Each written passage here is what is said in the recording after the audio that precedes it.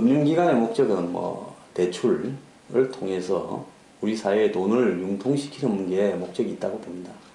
근데 없는 사람은 솔직히 말하면 오죽 없어서 돈을 빌리겠습니까? 그래서 정부가 해야 될 일은 없는 사람은 좀 싸게 빌리고 있는 사람은 뭐 시중금리대로 빌리고 이게 맞는데요.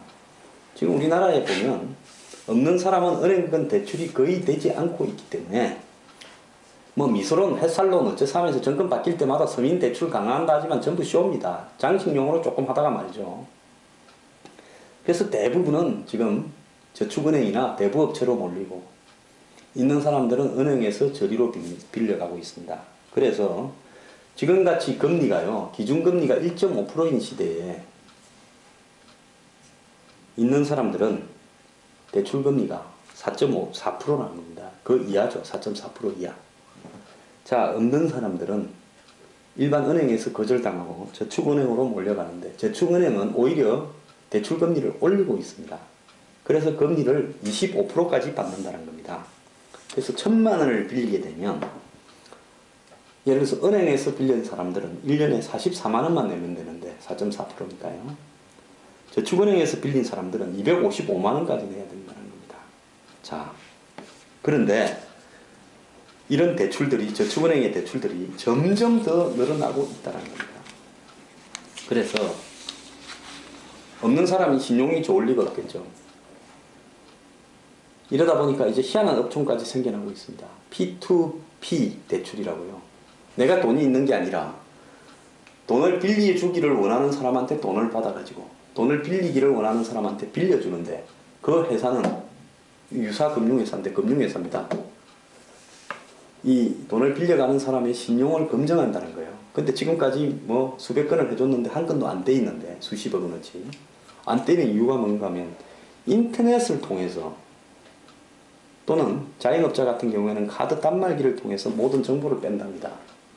그래서 인터넷에 SNS에 글을 올릴 때 자극적으로 올리거나 뻥을 치거나 공격적인 사람이거나 이렇다면 이 사람은 대출 안 해주는 거예요.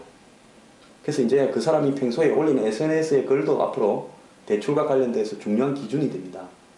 그리고 매출을 속일까봐 이 카드 단말기에 바로 정보가 들어오도록 이렇게 조치를 해서 돈을 빌려주는 직종까지 생겨나고 있습니다. 그래서 지금 이 문제가 정말로 중요한 부분은요, 한국의 가계부채가 1130조 가량 가고 있다고 하는데 심각한 문제가 지적이 되고 있는데, 근데 없는 사람일수록 이런 대출금리가 이렇게 높아서 한마디로 고리대의 사채 비슷한 금리에 이렇게 시달리고 있다면 정부가 이런 저축은행을 이대로 유지를 시켜서 될 것인가에 대해서 한번 고민을 해야 되는 겁니다. 합법적인 명동사채업자를 정부가 키우고 있는 거 아닙니까? 근데 이거 하는 사람들이 어떤 사람까지 들어오고 있다고요? 제가 며칠 전에 이야기했지 않습니까? 일본의 검은 자금들이 한국에 들어와서 대부업을 하다가, 영화 보면 그런 영화 저 몇 개 봤습니다. 일본 사람들이 한국에 조폭 불러다가 대부업하고 그래가지고 돈 안 떼이게 악덕 추심을 하죠. 집에까지 찾아가고 신장 드러내고. 그러다가 이제는 그렇게 해서 버린 돈 갖고 뭐를 망해 나간, 한마디로 정치인 끼고 일반 국민들한테, 시장 상인한테 이자 좀 더 주겠습니다, 한 8% 주겠습니다 해갖고 돈 받아가지고 그 돈 갖고 어떻게 합니까? 빼돌리죠. 심지어 뭐 완전히 뭐 건물이 올라가지도 않을 부동산 시행업자한테 계약금 빌려주고 땅값 10% 걸게 브릿지론이라 그러죠. 그러니까 계약되고 나면 딴 데서 빌려서 갚겠습니다 하면서 고리대로 빌려주고 이러다가 돈을 엄청 날려버렸죠. 빼돌려서 뭐 스포츠카 사고 별짓거리 다 안 했습니다. 심지어 뭐 한 20대의 뭐 스포츠카가 나왔던 저축은행 원화도 있지 않습니까? 이렇게 해버리니까 어떻게 보면 정치권을 껴가지고 조사를 안 받으려고 버티다가 지난 정권 때 터졌죠. 정부가 한꺼번에 터지면 문제가 될까봐 서서히 터졌는데 저축은행이 확보했던 돈 중에 절반이 없더라는 거 아닙니까? 뭐 그때 한 70조쯤 됐는데 70조의 절반은 돈이 사라졌다. 다 빼먹은 거죠. 그래서 뭐 밀항을 하다가 잡힌 저축은행 원화도 있지 않습니까? 한마디로 이런 금융기관 같지 않은 금융기관을 문을 닫게 하면서 그걸 또 일본 검은 자금들 보고 인수를 시킵니다. 그럼 이놈들은 어떻습니까? 이제는 한국에서 이자 좀 더 줄게 우리한테 갖고 오라니까 그 받은 돈을 갖고 저거 하는 대부업체에 그토록 안 한다 하겠죠. 하지만 저거 하는 대부업체를 통해 갖고 빌려주고. 그래서 정부가요, 이런 저축은행이나 대부업체들을 허용하면서 그것이 서민생활을 돕는다라고 이야기하는 게, 차라리 없으면요, 빈곤층이 돼서 그냥 정부가 차라리 기초생활급여라도 주지 않겠습니까? 그게 낫지요. 자, 없는 사람한테 이런 이자를 주면 이걸 갚을 수가 있겠습니까? 아무리 성실한 사람이라도요. 노력해서 갚을 수 없는 이자를 없는 사람한테 이렇게 고리로 빌려주게끔 하는 것이 방치되는 한국 사회예요. 정말 문제가 있고, 저축은행 때 뜯어먹은 사람들이 다 여야 정치인이었다는 거 드러나지 않았습니까? 저축은행에서 돈 7억 5천 받아서 깜빵 간 사람 누군지 제 말 안 하겠습니다. 저축은행 돈으로 지금 재판받고 있는 야당의 대표적인 정치인 제 누군지 말 안 하겠습니다.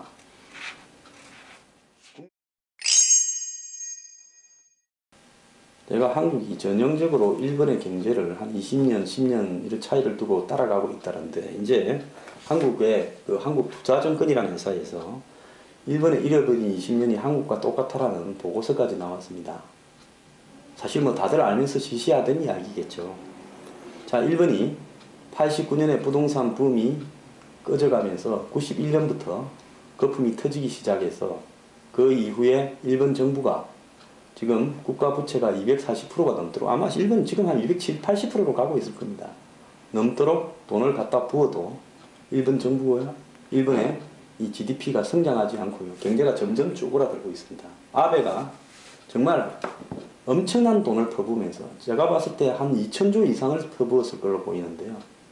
그렇게 해서 일본 경제를 살려보겠다고 해도 지금 일본 경제가 꼼짝도 안 하고 있습니다. 그러니까 아베는 경제는 그냥 폼으로 놔놓고 정치적으로 일본 국민의 관심을 사기 위해서 거구적인 성향을 띄어가고 있는 거죠. 자, 이 당시에 일본이 국민소득 3만 불 정도였고 인구가 고령화 사회에 접어들던 시점이었다. 또 주력 성장 산업들이 한계에 왔다. 80년대만 해도 일본의 소니라든지 뭐 도요타 얼마나 잘 나갔습니까? 근데 90년대 들어오면서 이런 회사들이 주춤거리기 시작할 때였습니다. 한국도 지금 그러지 않습니까? 삼성이나 LG나 현대차나 잘 나가던 회사들이 주춤거리는 시점인 겁니다. 자, 그리고 일본의 부동산이 꺼지기 시작했죠. 지금 한국의 부동산 돌아가는 꼴을 한번 보십시오. 비슷해 가지 않겠습니까? 한국 사람들이 아마 욕심이 많기 때문에 일본보다 조금은 더 버틸 거라고 보는데요. 안 사면 가격이 내려가야 되는데 곳곳에서 투기도 조금씩 일어나고 정부도 또 그걸 좀 조장했고 이러다가 한 방에 터지는 겁니다. 제가 어제 말씀드렸죠. 전 세계의 부동산이 내려가고 있다. 딱 두 나라만 보면 됩니다. 하나는 런던이고요. 하나는 스위스 지리입니다. 이 두 군데에 세계의 돈이 다 모이는데요. 사실 이 두 군데에는 세계에서 끌어들인 돈으로 사는 도시입니다. 그 도시의 부동산 가격이 폭락하고 살 사람이 없어진다는 것은 이제는 거품이 꺼질 때라고 보고 다 발을 빼고 있다는 겁니다. 돈 많은 사람은 부동산에 대한 냄새를 귀신같이 맡을 줄 알고 있습니다. 자, 이런 이 세상에서 한국이 뭘로 돌파할 거냐? 창조경제와 문화융성으로 돌파를 할 수가 있다고 보십니까? 부동산 가격을 올려서 돌파가 가능하다고 보십니까? 한국의 신성장 동력이 지금 새로 나올 것 같습니까? 정말로 어려운 상황인데요. 일단은 저는 중국발 위기가 곧 한국에도 닥친다. 한국에서 세 번째 엄청난 위기가 온다.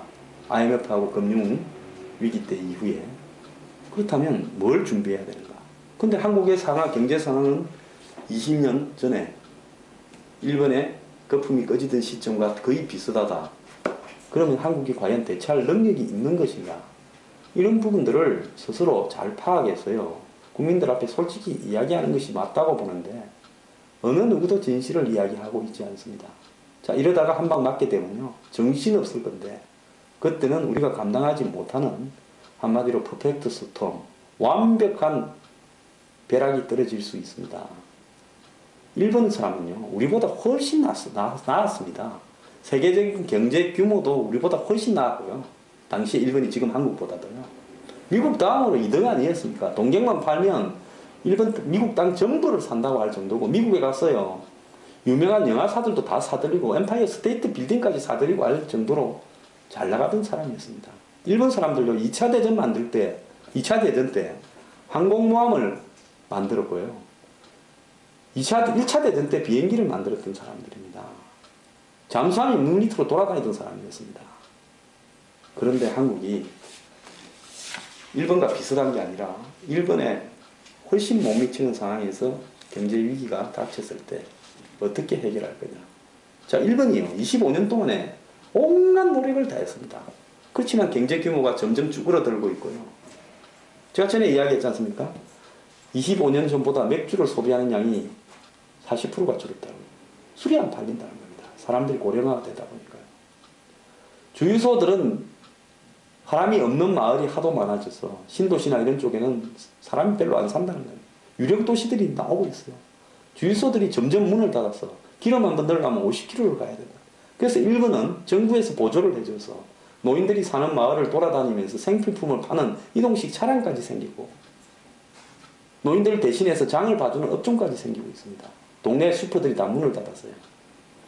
우리가 지금 그런 사회가 안 온다고 할 수 있겠습니까? 정말 정신 좀 차리고요. 뭐 잘 나간다 이렇게 부각시키기보다는 현재의 문제들을 심각하게 인식하는 것이 더 중요할 거라고 봅니다.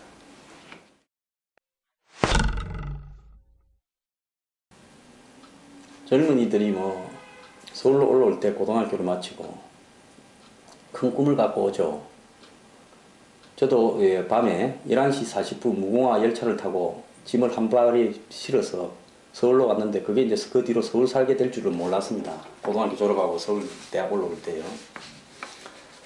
그런데 큰 꿈을 가지고 상경을 했는데 젊은이들의 삶은 3포 세대, 5포 세대, 7포 세대, N포 세대 이렇게 돼가고 있는데요.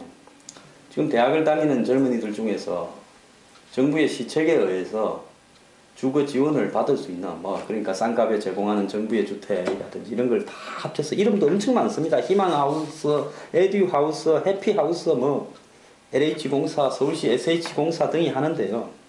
그래가 저렴한 보금자리를 대학에 제공한다 그러는데 대학생에게 5.8%만 그 혜택을 받고 있다는 겁니다. 실제 필요한 사람 중에 나머지는 혜택을 못 받는 겁니다. 한국의 대학 저는 이해가 안 가는데요.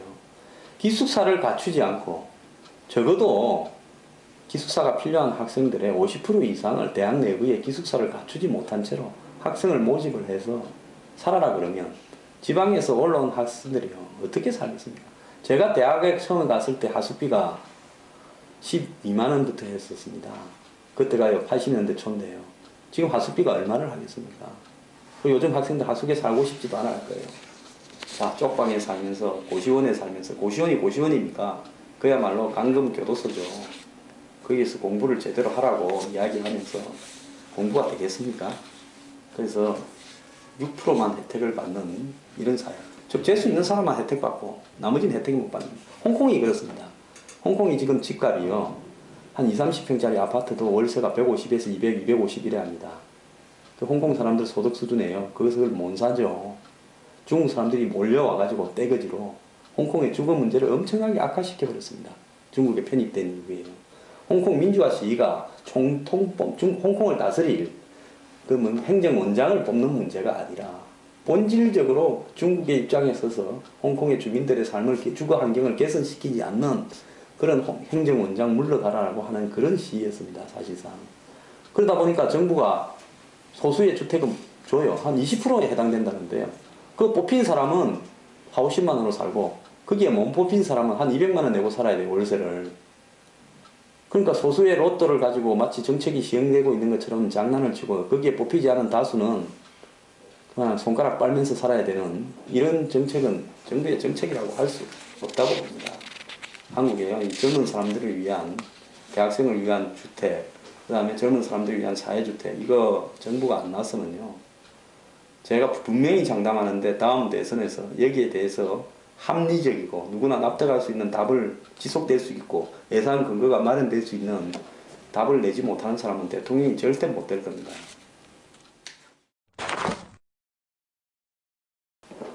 내년에 예산이 386조 7천억이라는데 복지에 31% 예산 중에 123조를 쓴다고 하는데 그렇다고 여러분들 중에 내년에 복지가 향상될 거라고 생각하는 사람은 거의 없을 겁니다. 주요한 복지를 나눠 먹기식으로 대부분 써버리고 있습니다. 내년에요. 기초연금, 즉 소득 70% 밑으로 20만 원씩 주는 거 있지 않습니까? 국민연금까지 환산해서 계산을 했어요. 그 대상자가 480만 명으로 확대된답니다. 자, 480만 곱하기 20만 하면 해보십시오. 돈이 얼마인지요. 노인 일자리를 3만 7천 개로 이제 5만 개 더 늘린다는데 이런 데 다 돈이 들어갑니다. 그 다음에 저소득층 생계급여 최대 지급액이 4인 가족 기준으로 105만 원에서 127만 원으로 늘어납니다. 자, 세상에 없는 사람들은 점점 늘어나고 없는 노인들은 점점 늘어납니다. 일자리 없는 젊은 사람들은 점점 늘어나고. 그런데 복지 예산은 올린다고 해도요, 실질적으로 그 사람들한테는 진짜 풀칠하기도 힘들 정도로 부분에서 크게 벗어나기 어려울 겁니다. 우리나라 복지가 이런 식으로 가도 되는 건지 정말 고민을 해야 될 시점인데요. 반값 등록금, 그 다음에 다 나눠 먹는 보육, 육아, 무상으로 애 키우기 비용, 더 나아가서 일률적으로 노인들한테 20만 원씩 주는 이런 부분들, 이런 것들이 정말 옳은지 진짜 한번 고민해야 될 생각입니다. 한국 사람들은요, 말이 많아가지고 복지도 그냥 골고루 나눠 먹자라고 해서 잘 그냥 스테이크 하나 놓고 서로 썰어가지고 똑같이 나눠 먹습니다. 있거나 없거나요. 진정한 복지의 개념은 이런 게 아닙니다. 그런데다가 복지에 쓰는 돈도 솔직히 말하면 정부에서는 예산의 31%라 이야기하지만 턱없이 부족하고요. 세금부터 턱없이 작게 냅니다. 턱없이 작게 내면서 그 중에 복지 비용이 높다라고 이야기를 하지만 그 돈이 효율적으로 쓰여지지도 않고 골고루 나눠 먹습니다. 그러니까 뭔 복지가 제대로 되겠습니까? 그래서 매년 예산 중에 복지 비용은 늘어나는데요. 정말 복지가 필요한 사람들은 점점 더 어려워지는 것이 한국의 현실입니다.